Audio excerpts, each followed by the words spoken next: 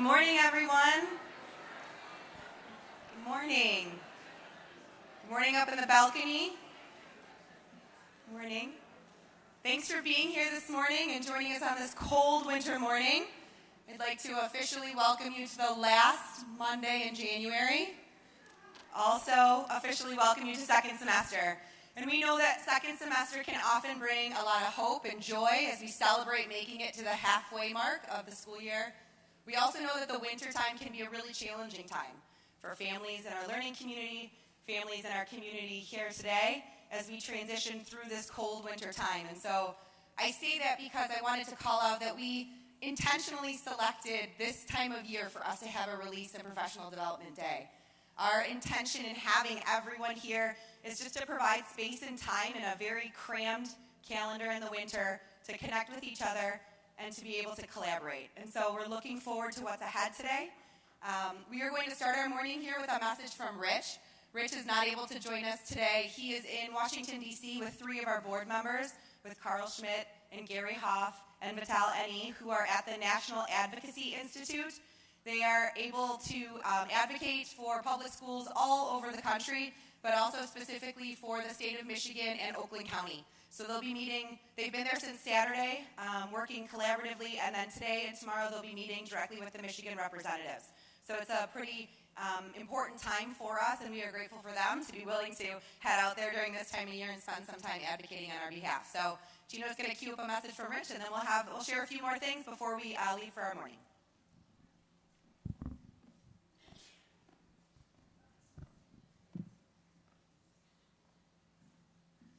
Good morning, One Troy. As we prepare for an important day of professional development, I want to take a moment to talk to you about where we are and what's ahead. First, I want to thank you for your focus on moving forward. As we said in August when we opened the school year, there is no going back to the way things were.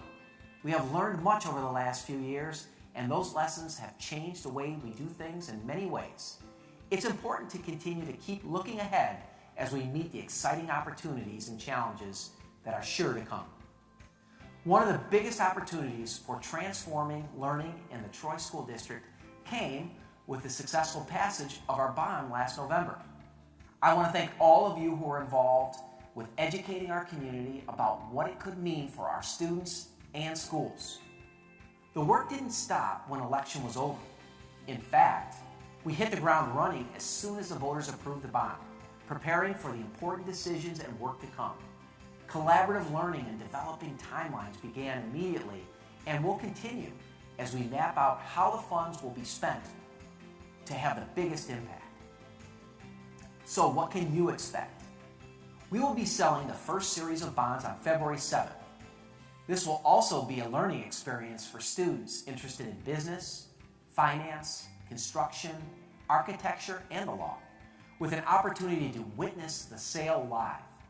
These first series funds will be used to build the new Smith Middle School, upgrade elementary playgrounds, purchase new furniture for all elementary and secondary schools, upgrades to our outdoor athletic facilities, and those important behind-the-scenes foundational work like roofing, paving, mechanical, and electrical projects.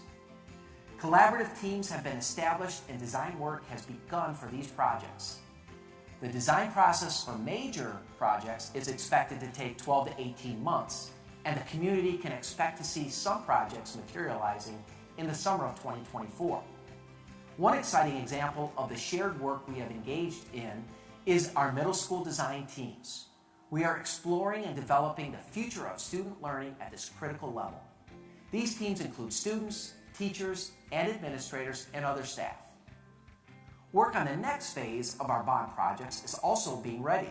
Conceptual design work will begin at Athens High School in the next 24 to 36 months. Although we have to be flexible to be able to respond to changing needs, major renovations for Larson and Bolin are in Series 2 of the bond, and indoor remodeling at Troy High is in Series 3. Additional projects such as district-wide restrooms will be ongoing. We will keep you and our community informed with regular updates, a dedicated page on our website, and invitations to participate and give feedback as projects grow closer to design and development. We are excited to move forward on these projects that will have a tremendous impact on our learning environments now and into the future. Unfortunately, there are other realities that we are also facing that are just as important, and I want to take a moment to talk to you about those as well. It's no secret that student enrollment has declined over the last 3 years. We are down approximately 700 students from our top enrollment in 2019. This is not unexpected. The birth rate in Oakland County and in Michigan is down significantly, and we have been graduating more students than we bring in as kindergarten students for several years now. We still capture the same percentage of eligible students, but we are drawing from a smaller pool now, and that means less revenue is coming in. I want to be clear, this is not a crisis. It's not anyone's fault. We are in excellent fiscal shape, and we expect strong support from Lansing moving forward. But the reality is we are funded in a per pupil basis, and fewer students means less state revenue, and we will have to make adjustments to our budget to reflect that.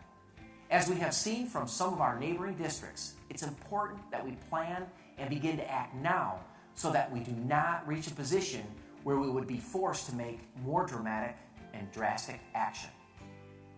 We will be thoughtful about our plans to address this budget realignment moving forward and have already begun to engage with our teams and administrators on how to best implement necessary structural changes. We believe that retirements will help to address revenue adjustments, and we will plan to use our existing resources to land softly and mitigate impact. We know that the strength of our district lies in our incredible staff, and we never take that for granted. We also know that this challenge can help us identify ways to do things differently, while still providing the experience that makes Troy great. I have no doubt that, collectively, we can find creative ways to ensure that our core values are intact as we make necessary changes to keep us on our path to world class. You will hear more specifics as we work collaboratively to develop short-term and long-term plans, but I want to be clear that this work will happen transparently and with careful reflection and focus on our strategic plan. Our next step will be to provide the Board of Education a framework for addressing these issues in March, and we will keep you all in the loop as the process continues. The future of the Troy School District is bright. We have much to look forward to in the coming months, including important work around Portrait of a Graduate and developing additional partnerships with the business community, recently elected legislators, and our newest board members. We are in a strong position, and our job now is to ensure that we retain our academic excellence, fiscal strength, and focus on the right work so that we can continue to set the bar for school districts here and across the country. As always, I am proud to be your superintendent, and I am confident that we can do anything together as one Troy. I hope you enjoy your day of professional learning, and I look forward to learning and growing alongside you as we begin the second half of our school year. Have a great day, everyone.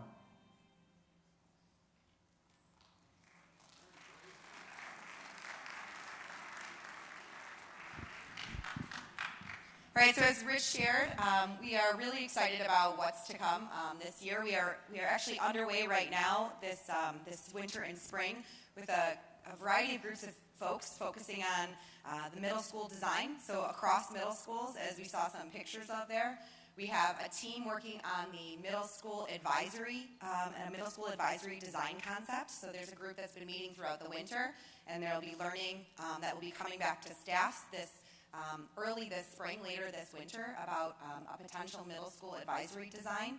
We have a code of conduct review group that has been meeting that started in October, and again, that is work that will come to fruition here in the spring. So there have been lots of folks involved in many of the exciting changes that are to come this spring. But for today's focus, I'm going to turn it over to Natalie, who's going to welcome some folks who we have joining us. Yeah, absolutely. Hi, everybody. I just wanted to take a second, first of all, to thank you. We've made it to the halfway point. It feels like spring actually starts in January in public ed. We start to think forward already to the second half of the year.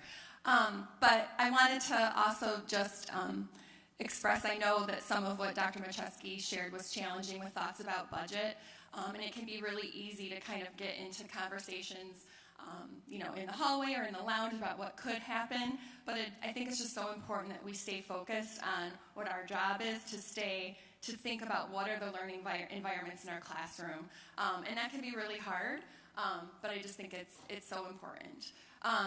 So today, you really have an entire day of learning with your teaching department, and that's by design. We know that we're sharpened when we meet with others who are doing similar work to us. So each of you is meeting in your department teams today, as you know. I want to talk about just a couple connections that I see, just as someone who kind of looks at our system K-12, because I think there's a lot of themes to our work that I want to draw for you. So if you think back to the spring when Dr. Tony Wagner was here, he talked about this idea of helping students become that 21st century learner. He talked about helping students solve problems creatively. And I see such a theme in what we're learning about student learning environments as we're starting to talk about the bond. So something that is kind of echoing is, how do we kind of move our focus from an emphasis on content to an emphasis on students engaging with one another around a really important problem, or around a really interesting task.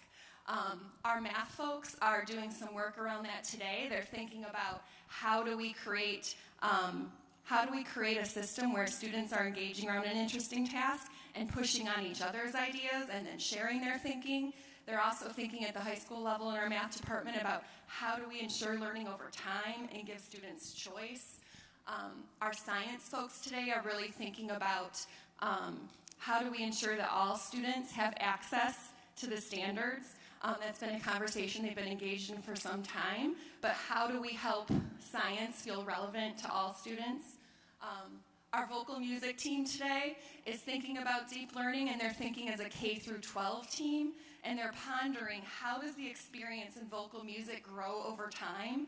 They're thinking about how do the skills that students learn in elementary continue to build across grade levels so that students feel really connected and also super competent. So we just have so much work going on, and there's many other examples. There's examples in every department. ELA is thinking about explicit feedback and how do we support students to know that they can bring all they know to each text. So just so many things happening that will help our students be that 21st century learner. So sometimes, when we're kind of living in our lane, we might not know how connected the work going on in each area is. So I just wanted to thank you so much for the work that you'll be engaging in today, and also just wish you a very happy New Year, because we haven't seen you all in person yet, but just enjoy the day. One kind of housekeeping thing, as you know, Rhoda Hall and myself are in charge of sketchies for the district. You will see those. If yours have not been applied from the fall, they will be applied in the next month. Okay, so don't panic if something has not been applied yet for sketch credit. It will be in the next month or so. Okay? All right. Christine, anything else to add? Have a great day. Thank you, Thank you, everybody.